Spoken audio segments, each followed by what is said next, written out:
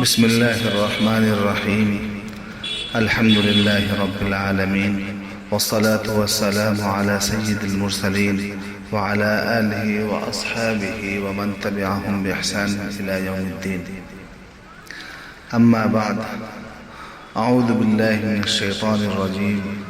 بسم الله الرحمن الرحيم. فخلف من بعدهم خلف أضاعوا الصلاة واتبعوا الشهوات فسوف يلقون غيا إلا من تاب وآمن وعمل صالحا فأولئك يدخلون الجنة ولا يظلمون شيئا.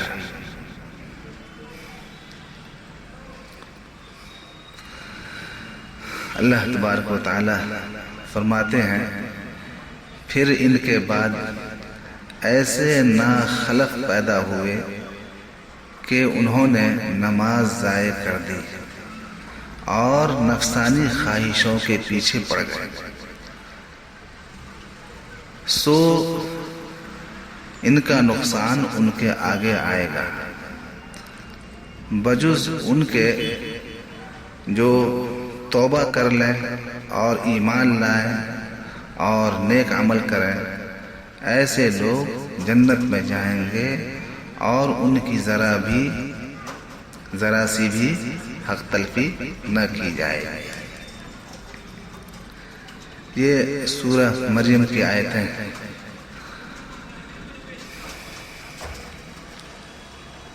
آج کی گفتگو کا موضوع ہے اللہ تبارک و تعالی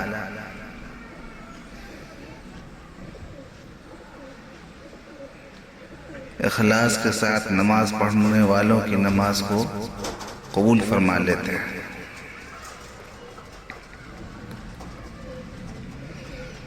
ابھی جو آیتیں میں نے آپ کے سامنے پڑھی ہیں، ان آیتوں کی تھوڑی سی تشریح کر دینا مناسب سمجھتا ہوں. ان آیتوں میں انعام یافتہ بندگان الہی کا تذکرہ کرنے کے بعد ان لوگوں کا ذکر کیا جا رہا ہے جو ان کے برعکس اللہ کے احکام سے غفلت و اعراض کرنے والے ہیں، نماز کے ضائع کرنے والے ہیں. نماز کے ضائع کرنے سے کیا مراد ہے؟ یا تو بالکلیہ نماز کا ترک ہے جو کفر ہے، یا ان کے اوقات کو ضائع کرنا ہے، یعنی وقت پر نماز نہ پڑھنا، جب جی چاہا نماز پڑھ لی، یا بلا عذر اکٹھی کر کے پڑھنا، یا کبھی 2 کبھی 4 کبھی 1 اور کبھی 5 نمازیں. یہ بھی تمام صورتیں نماز کو ضائع کرنے کی ہیں، جس کا مرتکب سخت گناہگار ہوگا اور آیت میں بیان کردہ وعید کا سزاوار ہو سکتا ہے. غیہ کے معنی ہلاکت، یعنی انجام بد کے ہیں، یا جہنم کی ایک وادی کا نام ہے. البتہ جو لوگ ایسی حرکتوں سے توبہ کر لیتے ہیں ان کا معاملہ الگ ہے. جو توبہ کر کے ترک صلاۃ اور اتباع شہوات سے باز آ جائیں اور ایمان و عمل صالح کے تقاضوں کا اہتمام کر لیں، تو ایسے لوگ مذکورہ انجام بد سے محفوظ اور جنت کے مستحق ہوں گے. اللہ تبارک و تعالی ہمیں بھی اور آپ کو بھی ایسے ہی لوگوں میں شامل فرمائے. آج کل ایک ماحول بنتا جا رہا ہے اور بہت زیادہ بن گیا ہے، خصوصاً ہم جیسے نااہلوں نے بنا لیا ہے، وہ یہ کہ غفلت کے شکار ہم بہت زیادہ ہو گئے ہیں، خاص کر کے نماز کے معاملے میں. چونکہ نماز کی عظمت ہمارے دلوں میں ہے نہیں، یہ اندازہ ہی نہیں ہے کہ اللہ کا کتنا بڑا حکم ہے یہ۔ جس دن اندازہ ہو جائے گا غفلت ہوگی نہیں۔ اگر دلی کا ڈی ایم یہ کہہ دے صبح 8 بجے کہ آج 4 بجے تک پوری دلی کی دکانیں بند رہیں گی، تو کسی کی مجال ہے کہ اپنی دکان کھول لے؟ اس ڈی ایم کے حکم کا کتنا دباؤ اور خوف اس کے دل پہ طاری ہوگا کہ فوراً بند کر دے گا۔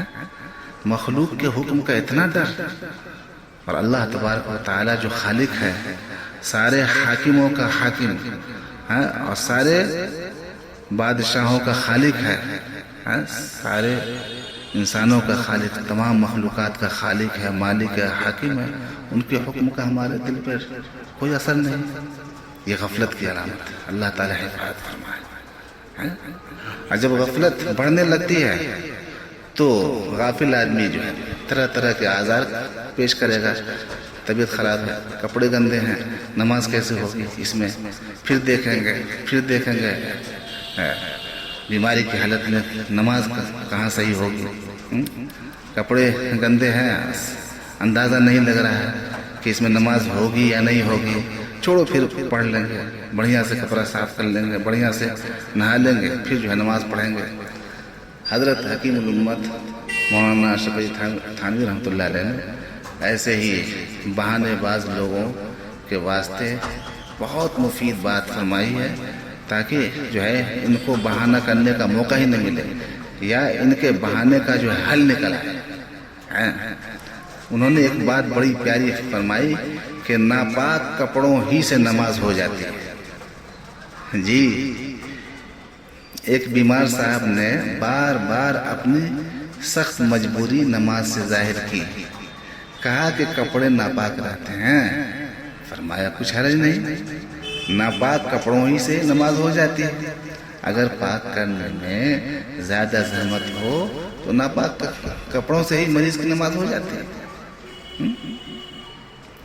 کہا کہ حرکت بھی نہیں کی جاتی، فرمایا کہ اشارہ سے لیٹے لیٹے پڑھو، کہا کہ زبان سے الفاظ نہیں نکلتے، فرمایا کچھ حرج نہیں، دل ہی دل میں کہہ لیا کرو، نماز کسی حال میں معاف نہیں اگر ہوش رہے۔ اس کی بڑی سخت تاکید ہے۔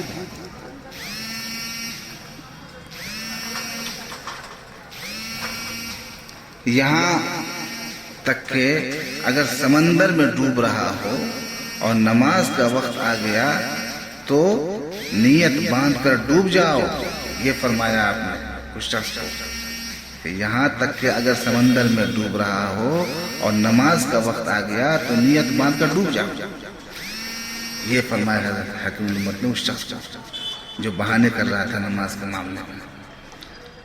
لیکن جہاں اس قدر تاکید ہے وہاں سہولت بھی ہے۔ حضرت فرماتے ہیں وہاں سہولت بھی بے انتہا رکھی گئی ہے۔ ان باتوں سے بھی مریض صاحب کو تسلی نہیں ہوئی اور وہ یہی کہتے رہے کہ نماز ایسی حالت میں کیسے ہو سکتی ہے۔ فرمایا کہ یہ رائے کی خرابی ہے، یہ رائے کی خرابی ہے، اپنی رائے کیوں دین کے اندر داخل کرتے ہو، یہ حضرت فرما رہے ہیں۔ فرمایا کہ یہ رائے کی خرابی ہے، یوں سمجھتے ہیں کہ اس طرح نماز ناقص ہوگی، حالانکہ حق تعالیٰ کے حقوق اس قدر ہیں کہ ان کے سامنے ہماری نماز کامل کبھی ہو ہی نہیں سکتی۔ لوگ یہ سمجھتے ہیں کہ اگر کپڑے پاک صاف ہوں، وضو وغیرہ سب باقاعدہ ہوں، خشوع و خضوع ہو تو نماز بڑی کامل ہوگی۔ حکیم الامت رحمۃ اللہ علیہ فرماتے ہیں میں کہتا ہوں کہ عظمت حق کے اعتبار سے وہ بھی ناقص ہی ہوگی۔ پھر جب ہر حال میں ناقص ہی ہوئی تو اس طرح پڑھنے سے کیوں جی بھلا نہیں ہوتا۔ اللہ تبارک و تعالی ہم سبوں کو 5 وقتہ نماز احترام کے ساتھ اور تسلسل کے ساتھ اور بشاشت اور رغبت کے ساتھ اور اخلاص کے ساتھ پڑھنے کی توفیق عطا فرمائے، اور ہمارے دلوں کو نماز کی پابندی کے لیے اللہ تعالیٰ نرم فرما دے اور موڑ دے، آمین۔